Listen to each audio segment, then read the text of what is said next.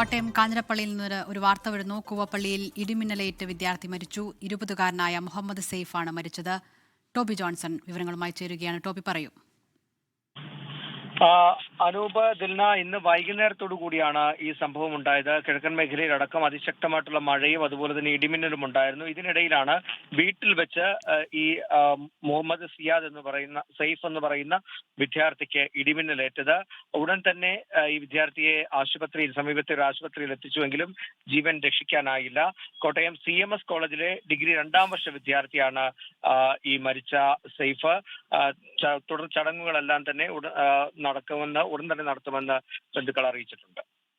വളരെ ദാരുണമായ ഒരു സംഭവമാണ്. 20-കാരനായ മുഹമ്മദ് സെയ്ഫിനാണ് ഇടിമിന്നലേറ്റ് മരണം സംഭവിച്ചിരിക്കുന്നത്. കോട്ടയത്ത് നിന്നാണ് സംഭവം. ടോബിയാണ് വിവരങ്ങൾ നൽകിയത്.